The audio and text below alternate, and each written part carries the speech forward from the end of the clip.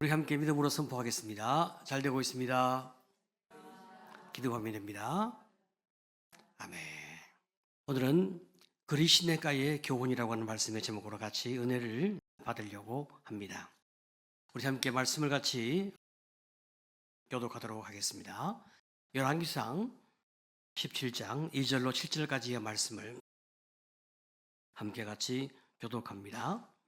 2절 제가 먼저 보겠습니다. 여호와의 말씀이 엘리야에게 임하여 이르시되 너는 여기를 떠나 동쪽으로 가서 요단 앞 그릿 시냇가에 숨고 그 시냇물을 마시라. 내가 까마귀들에게 명령하여 거기서 너를 먹이게 하리라. 그가 여호와의 말씀과 같이 하여 곧 가서 요단 앞 그릿 시냇가에 머물매 까마귀들이 아침에도 떡과 고기를 저녁에도 떡과 고기를 가져왔고 그가 시냇물을 마셨으나 땅에 비가 내리지 아니하므로 얼마 후에 그 시내가 마르니라. 아멘. 이스라엘 역사에서 가장 악한 왕으로 그 이름을 자랑하는 사람이 아합 왕이죠. 대부분의 악한 왕들은 말이죠, 하나님과 우상을 겸하여 섬긴 그런 악을 범하여 왔습니다.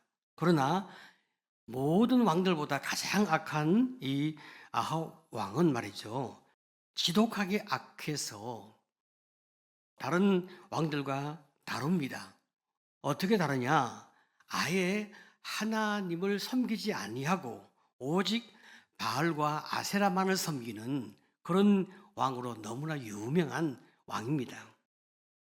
그래서 바알과 아세라 선지자를 양성해서 참으로 이스라엘 나라의 백성들이 더 타락한 길을 갈 수 있도록 그렇게 나라를 유린하고 백성들을 유혹하는 이런 참 놀라운 일을 행하여 온 거죠. 정말이지 사탄 중에 사탄인 것입니다. 이렇게 영적으로 가장 힘들고 가장 어려운 이때에 하나님께서 그 나라를 구원하기 위해서 준비한 사람이 바로 엘리야다.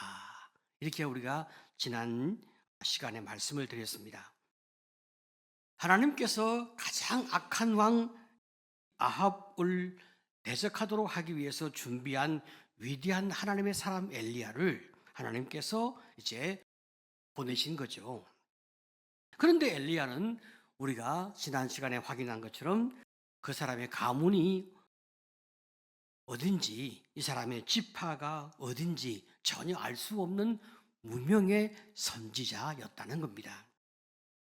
이렇게 이름도 없는 한 선지자가 강한 권력을 가지고 있는 가장 악한 왕과 맞서게 되는 참 이 놀라운 일들을 하나님이 준비해 왔다는 것입니다. 이 엘리야가 아합 왕에게 뭐라고 외쳤습니까?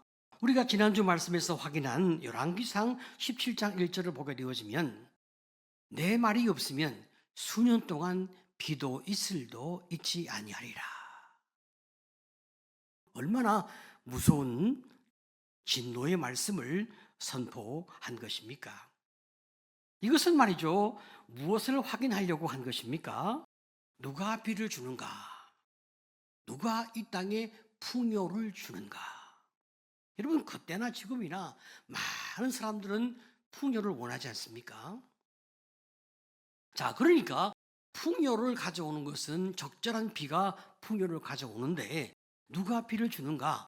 누가 풍요를 주는가? 그것은 바알이 아니라 하나님이 풍요를 준다는 것을 분명하게 선포해 주고 보여주는 것, 바로 이것이 엘리야가 말하고 싶어하는 메시지였습니다. 자, 이렇게 엘리야와 아합과의 영적 전쟁은 시작되어진 거죠. 이 전쟁을 잘 감당하기 위해서 이제 더 나아가서 이 전쟁을 잘 승리하도록 하기 위해서 엘리야는 더 많은 훈련이 필요했습니다. 그래서 하나님은 엘리야가 이 절대 군주 아합 앞에서 이 심판의 메시지를 전파한 이후에 엘리야를 숨어 있게 하시는 거예요. 열왕기상 17장 2절로 4절을 보게 되어지면 여호와의 말씀이 엘리야에게 임하여 이르시되 너는 여기서 떠나 동쪽으로 가서 요단 앞 그리 시내가에 숨고 그 시냇물을 마시라. 내가 까마귀들에게 명령하여 거기서 너를 먹이게 하리라. 하나님이 엘리야를 숨기신 곳이 어디입니까? 그리 시내가에서 그를 숨기시는 거죠. 이 그리 시내가는 깊은 골짜기인데 하나님께서 그 골짜기에 이제 엘리야를 숨겨서 그를 먹이게 하시는 거죠. 하나님은 엘리야를 아합 왕에게 발견되지 않도록 하기 위해서 하나님은 이 깊은 골짜기에 그를 숨기시는 거죠. 하나님은 강력한 하나님의 사람으로 이 엘리야를 키우도록 하기 위해서 그를 골짜기에 숨겨서 그를 훈련시키고자 하는 거예요. 하나님이 하나님의 사람을 만들어내도록 하기 위해서 훈련을 시키는데 여러분 사람이 갑자기 큽니까? 그렇지는 않거든요. 사람은 갑자기 성장하지 못하기 때문에 하나님께서 사람을 성장시키고 성숙시키기 위해서는 고난이라는 환경을 통하여 시간이라는 과정을 통하여 하나님이 사람을 훈련시켜 간단 말이죠. 하나님은 엘리야가 이런 과정을 통해서 성장하도록 하기 위해서 하나님이 그리 시내가에 그 골짜기에 그를 이제 숨겨서 그를 키워서 마침내 아합이라는 왕을 대적하도록 하기 위하여 하나님이 그를 훈련시켜 내는 겁니다. 이 과정을 통해서 하나님이 세 가지를 이제 그에게 훈련시켜 내는데 첫 번째 순종의 훈련이었어요. 열왕기상 17장 3절을 보게 되어지면 너는 여기서 떠나 동쪽으로 가서 요단 앞 그리 시내가에 숨고. 자, 여러분 사실 엘리야는 굉장히 열정적인 사람이죠. 주님을 위해서 죽을 각오가 준비가 되어 있는 사람이었습니다. 이런 사람에게 무슨 훈련이 더 필요할까? 우리는 그런 생각을 할 수가 있지 않겠습니까? 하지만 그건 하나님만이 아시는 거죠. 사람은 자신도 잘 모르고 다른 사람도 잘 모르죠. 하나님만 사람을 아시는데 하나님은 엘리야가 순종을 통해서 더 깊은 훈련이 필요함을 아시는 거죠. 그래서 아무도 그를 찾지 못하는 곳에 하나님이 그를 숨겨서 그를 훈련시키고자 하시는 겁니다. 투쟁적이고 목표 지향적이고 열정적이고 참 목숨을 걸 수 있는 이런 엘리야인데 하나님께서 그에게 훈련을 이제 요구한단 말이죠. 어쩌면 엘리야는 말이죠. 싸우다가 죽으라 하면 그래요. 내가 기쁘게 싸우다가 죽겠습니다. 뭐 어쩌면 이런 정도의 전투적인 자세를 가지고 있는 사람인 것 같습니다. 그런데 지금 하나님이 엘리야에게 뭘 요구하십니까? 도망가서 숨어 있으라. 이걸 지금 요구하고 있잖아요. 이건 정말 비겁해 보이거든요. 목표 지향적이고 투쟁적인 사람한테 도망가서 숨어 있으라고 이야기하는 것은요, 굉장히 견디기 어려운 이야기고요. 그런데 언제까지 숨어 있어야 되는지, 또 기약이 없는 숨어 있음에 대하여 굉장히 지칠 수가 있습니다.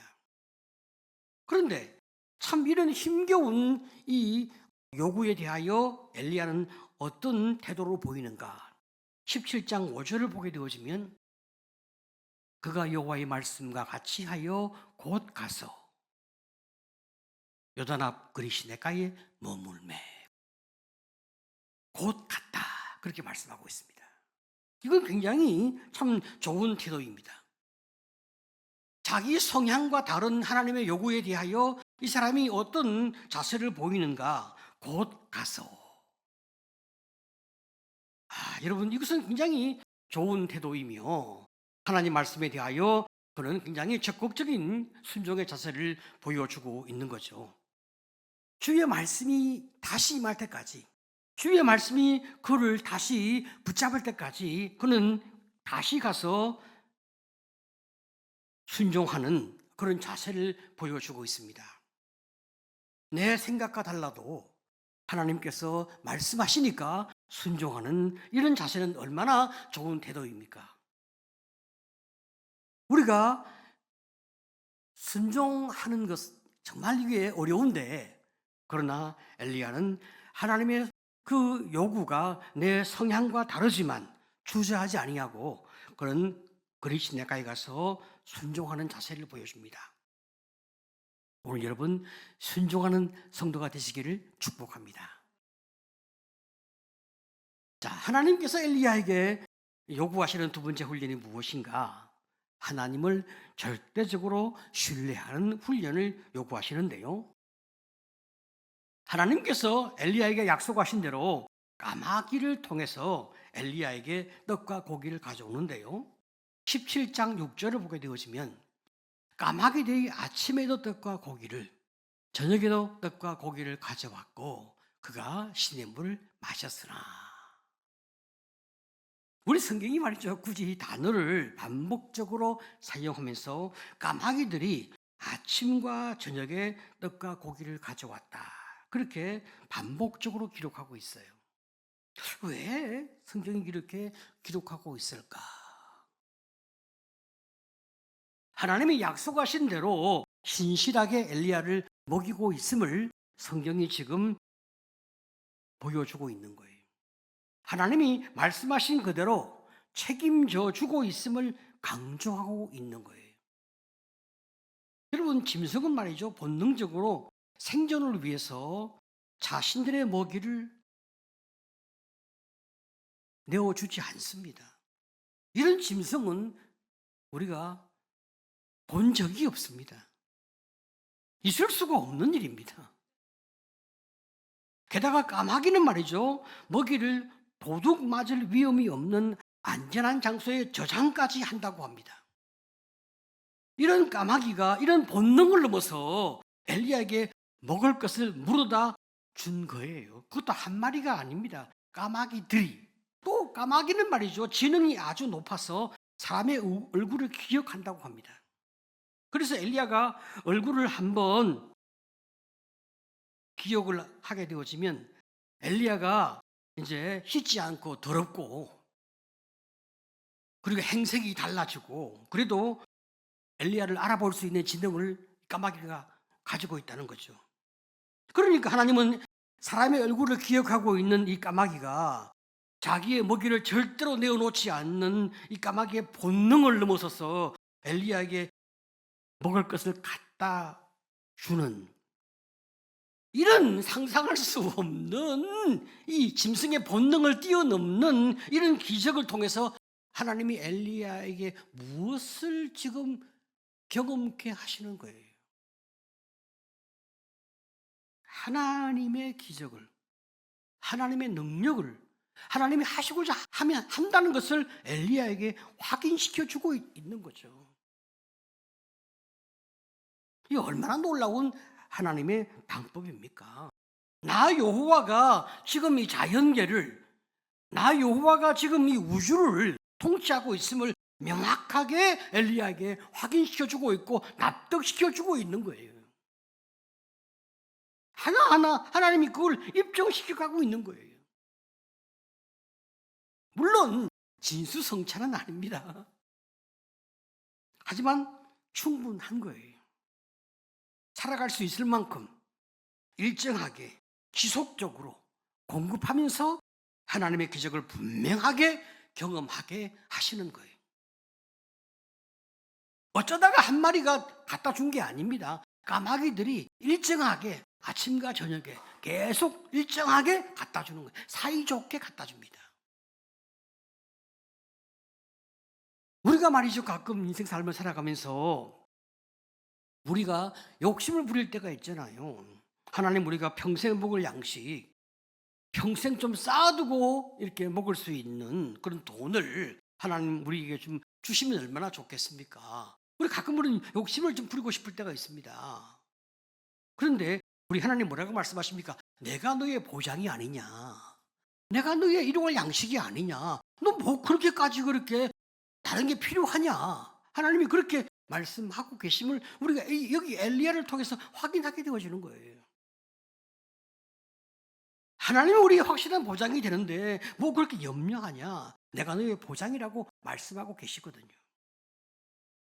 엘리야는 하나님이 약속하신 그대로 매일매일 아침 저녁으로 먹이시는 하나님을 지금 경험하고 있습니다.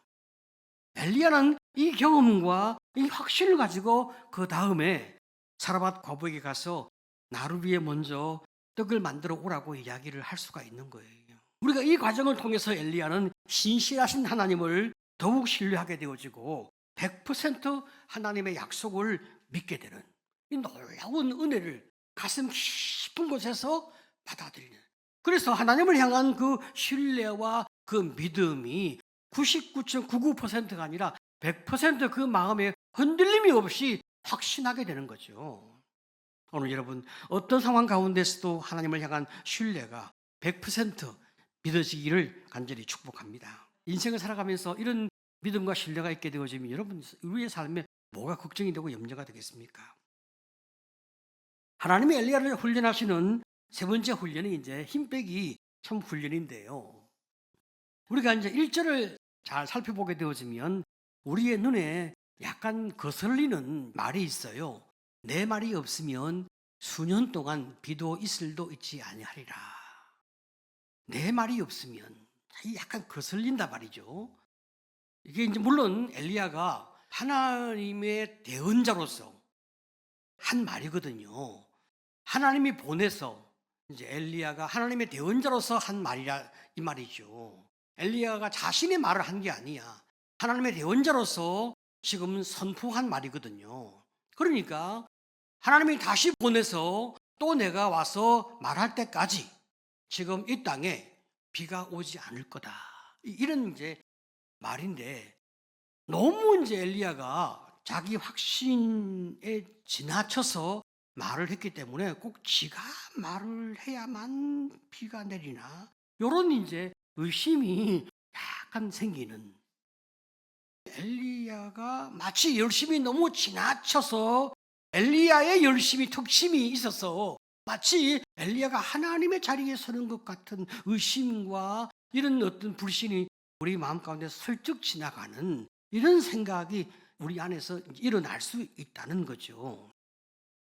물론 이제 이건 이제 우리가 그렇게 생각이 들 수 있는 거죠. 비를 주는 건 분명히 하나님이시고 이제 하나님이 이제 엘리야를 보내서 이렇게 말씀하시는 거니까 엘리야는 사실 심부름꾼에 불과한 것은 분명히 맞습니다. 그런데도 불구하고 하나님보다 엘리야가 더 강조되어 보이는 면이 없지 않아 있는 면이 약간은 보인다 하는 거죠. 그래서 이제 하나님께서 엘리야에게 자아의 부인 혹은 자기의 죽음을 요구하는 훈련이 이제 있게 되어진다 하는 거죠. 우리가 이제 헌신과 열정이 있어서 주님을 향하여 우리 인생을 다 드리고 우리 삶을 다 드리고 참으로 우리의 모든 것, 우리 목숨까지 다 드리는 이런 헌신의 어떤 자세를 보이고 주님께 나를 바친다 하더라도 이제 돌아서서 보면 그 안에 우리 자아가 있고 또 나를 내세우는 면이 있다는 것을 우리가 정말 부인할 수 없는 것이 참 인간의 현실인 거예요. 그때 또 여전히 내가 살아있고 내 자아가 있었다는 것을 우리가 또 생각하게 되더라는 거예요. 그래서 우리는 끝이 없는 힘을 빼는 낮아지는 훈련이 참 우리에게는 계속 필요하더라 하는 거죠. 그래서 언제나 하나님은 하나님의 사람들을 사용하시기 전에 힘을 빼는 훈련을 하게 하시더라 하는 겁니다. 여러분 우리가 잘 알고 있는 모세의 경우도 그죠. 그가 애굽의 공주의 아들로 그죠, 왕자로 참 많은 교육을 받고 훈련을 받고 그리고 자기의 백성을 생각하지 않습니까? 그리고 자기만한 사람이 없잖아요. 그러니까 자기 백성을 구원하기 위해서는 내가 나서야 된다 하는 어떤 그런 생각을 하게 되지 않습니까? 그런 측면에서 고민을 하고 생각을 하고 참 많은 어려운 가운데서 결단을 하지만 결국 자기 백성을 구원하는 자기의 열정을 보이는 한 과정에서 애굽 사람을 때려 죽이게 되어지고 그것 때문에 그런 도망자가 되어지잖아요. 결국은 모세가 40년 동안 미디안 광야에서 아무도 알아주지 않는 양치기 목동으로 살게 되잖아요.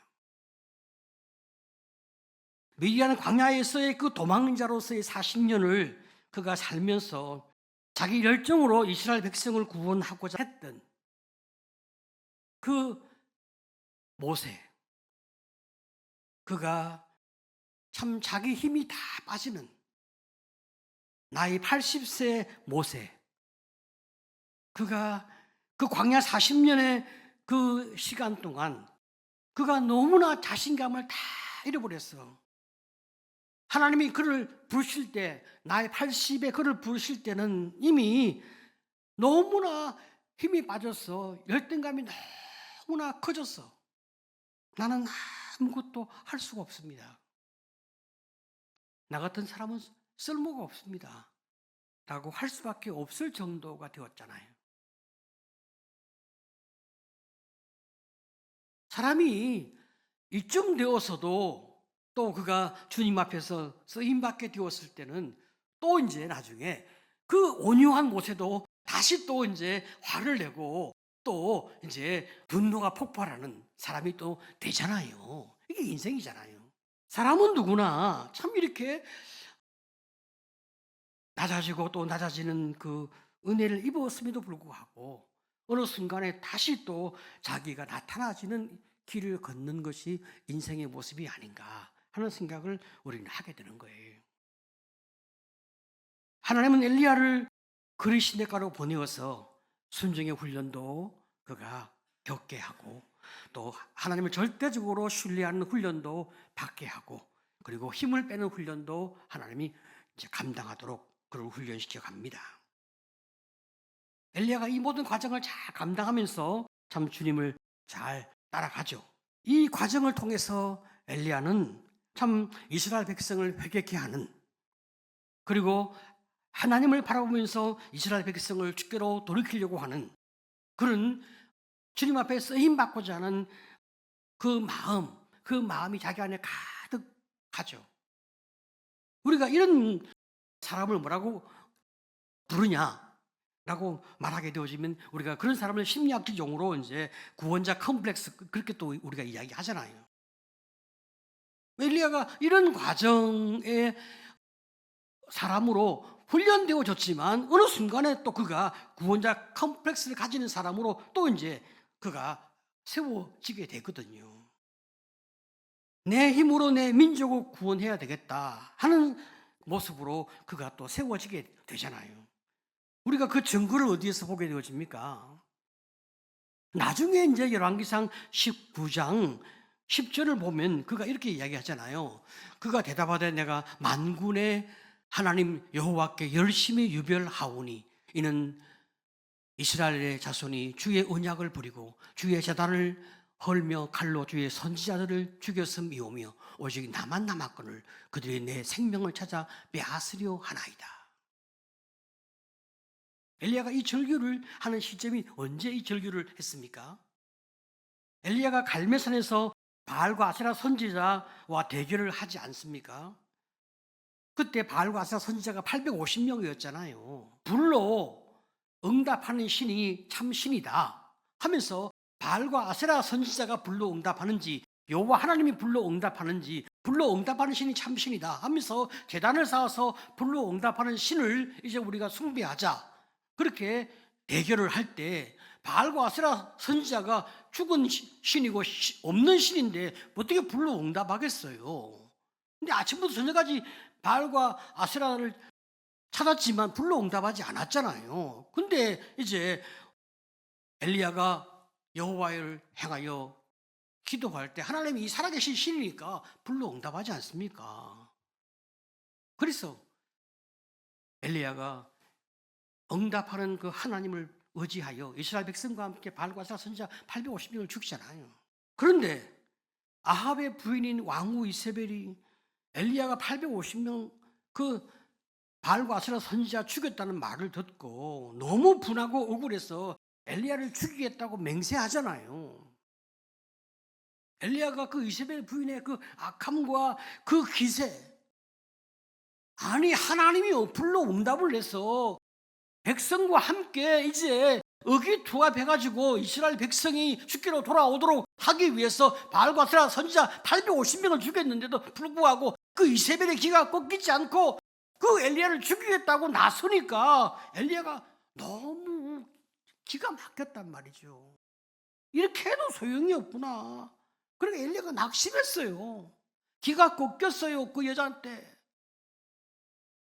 그러니까 도망쳤잖아요. 이렇게 독한 여자예요. 그러니까 혼자 광야로 도망을 쳤어요, 엘리야가. 그런 다음에 뭐라고 말합니까? 죽여달라고. 나 뭐 이제 끝났다고. 그래서 오직 나만 남았는데 내 생명까지 찾아 죽이려고 하니까 이제는 모든 게 다 끝났습니다. 그렇게 외쳤단 말이죠. 이때 엘리야가 그 마음 가운데서 말이죠, 얼마나 하나님을 향하여 원망과 자기 의가 가득했겠어요. 자, 정말 네 심정이 이해가 돼요. 이게. 내가 하나님을 위해서 이렇게 열심히 살고 이렇게 애쓰고 있는데 하나님 도대체 뭐 하냐 이거지.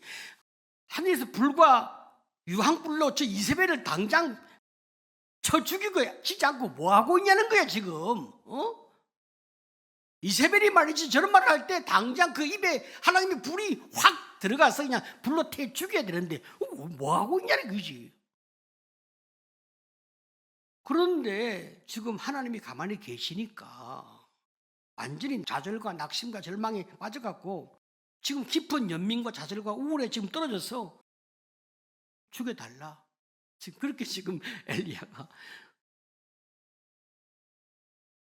깊은 우울 가운데서 지금 낙심해 있지 않습니까?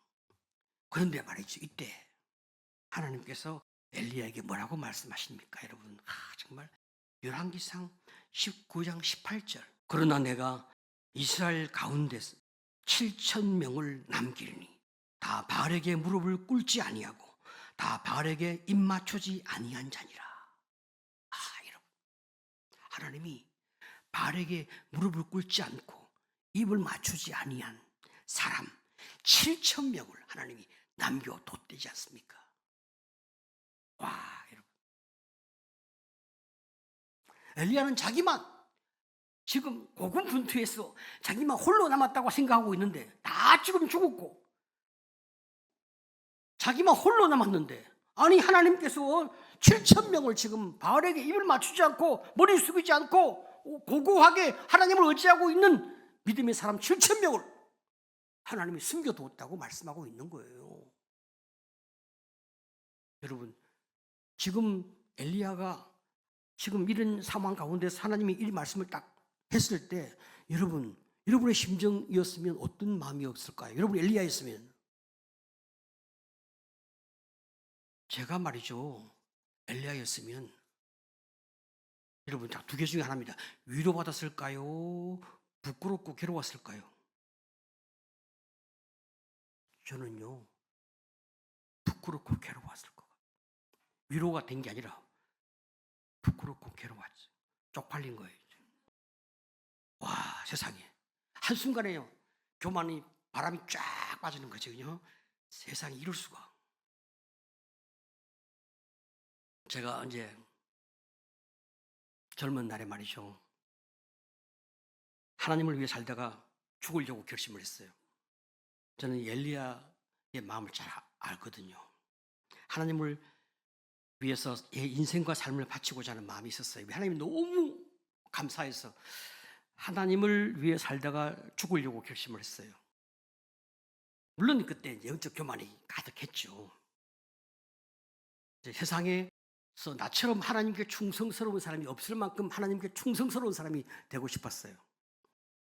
그래서 이제 거룩하게 살고 고결하게 살고 어떤 경우도 이기적으로 살지 않고 절대로 돈은 밝히지 않고 타락하지 않고 진실하게 영혼을 위해 살다가 깨끗하게 죽으리라, 이런 거 있잖아요. 그런 거.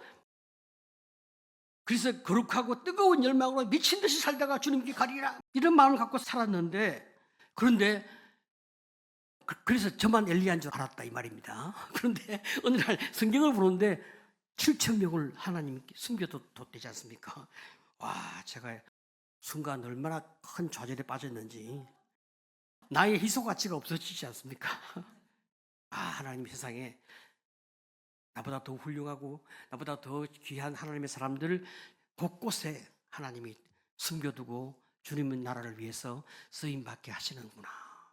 한편 너무 귀하지만 한편 저희 어리석고 교만한 마음이 쫙 바람이 빠지는, 그러면서 참 아무것도 아니구나 하면서도 그 침체와 낙심의 시간이 지나고 난 다음에 교만이 꺾이면서 죄인된 나를 사용하시는 하나님의 은혜가 더 크고 감사한 은총의 시간들이 다시 회복되어지더라고요. 자, 여러분, 이 엘리야가 말이죠, 자기밖에 없다 그렇게 생각했을 때 그가 17장 1절에 내 말이 없으며, 그렇게 그는 아주 굉장히 강조했잖아요. 19장 10절에 보면요, 그런 세 번이나 이제 나를 강조하거든요. 내가 열심히 유별한데 오직 나만 남았거늘 내 생명을 찾아 죽이려 합니다. 세 번이나 강조해요. 사실 이건 굉장한 자기 착각이죠. 그런데 하나님께서 이제 이 구원자 컴플렉스를 치료하는 거예요. 네가 하는 게 아니라 나 여호와가 사람을 구원한다. 네가 하는 게 아니라 내가 너를 치료하고 내가 너를 이끌어서 이 백성을 구원하려 하는 것이다. 너는 힘을 빼고 너는 너를 내게 맡겨다오. 너는 잠잠히 나 여호와를 기다려다오. 여러분, 이게 하나님이 우리에게 말씀하시는 거고 하나님이 우리를 사용해 가시는 하나님의 방법인 거예요. 우리가 우리 자신의 문제에 대하여 하나님 왜 내가 변하지 않습니까? 하나님, 내 가족의 어떤 문제에 대해 하나님 왜 제가 변하지 않습니까? 우리 주변의 어떤 사람에 대해 하나님 왜 저 사람은 변하지 않습니까? 우리가 걱정할 필요가 없거든요. 하나님, 주님의 때에 하실 겁니다. 주님께 맡기면 되는 거예요. 하나님이 시작했으니까 반드시 하실 겁니다. 그리고 우리 겸손히 엎드려 주님을 바라보면 전능하신 하나님이 시작했기 때문에 반드시 하나님이 승리를 이끌어내실 것임을 우리는 믿게 되어지는 거예요. 무엇이 걱정입니까? 우리가 무엇을 염려하겠습니까? 주저할 필요가 없는 거고 걱정할 필요가 없는 거고 낙심할 필요가 없는 거예요. 그분은 전능하신 하나님이십니다. 그렇기 때문에 하나님의 일, 하나님이 가장 좋은 때에 하실 것이니까 어떤 일이 지연되어져도 어떤 일이 막혀도 가장 하나님이 잘 하시려고 하시는 거니까 우리는 겸손히 엎드려 주님 앞에 머리를 숙이면 되는 거예요.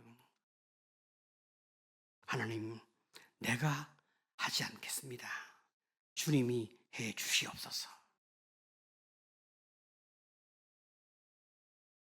우리가 인생 삶을 살아가면서 여러분, 그리시네가 우리가 숨어 있을 때 우리가 그런 길을 혹은 그런 과정을 겪는 분이 있잖아요. 우리가 그럴 때가 있고 우리 주변에 그런 분이 있을 수 있어요. 인생 삶의 길을 걷는 과정 중에 주님이 나를 높이 세워서 쓰실 때가 있는가 하면 어떨 때는 주님이 나를 숨겨서 훈련시키는 때가 있을 수가 있거든요. 우리가 언제일지 누가 알겠습니까? 하나님이 나를 그리시네가에 숨겨서 훈련시킬 수 있는 때라면 우리는 겸손히 그 과정의 길을 잘 걸어가야 됩니다. 그럴 때는 기도 응답이 빨리 안 됩니다. 우리 문제가 빨리 해결되지 않습니다. 그때는 기도하고 기다리고 엎드려져야 합니다. 하지만 그 과정이 잘 끝나지고 나면 마침내 하나님이 나를 높이 아름답고 귀하게 나를 사용하시고 주님이 나를 통해 영광을 받으시게 되는 것입니다. 걱정하지 마시고 두려워하지 마시고 오직 주님만 바라보시기를 간절히 축복합니다. 누구나 다 우리의 삶에 그리 시냇가가 있습니다. 내 마음대로 안 됩니다. 하지만 우리 주변에 그런 분이 있으면 우리는 그런 분들을 잘 도울 수가 있습니다.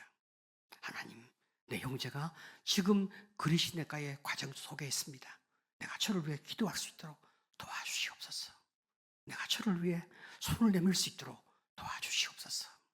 하나님, 주의 은혜가 저에게 강력하게 미칠 수 있도록 도와주시옵소서. 제가 주님께 순종하게 하시고 제가 주님께 신뢰를 품을 수 있도록 도와주시고 제가 힘을 빼고 하나님만 의지하면서 믿음의 순종을, 믿음의 승리를 경험할 수 있도록 하나님 은혜를 더하여 주옵소서. 오늘 여러분, 우리에게 명절이 다가옵니다. 이 명절 동안에 하나님, 참으로 우리가 더 크신 하나님을 경험할 수 있는 복된 시간이 되게 주옵소서. 믿음의 승리가 있는 우리 모두가 되시기를 간절히 축복합니다.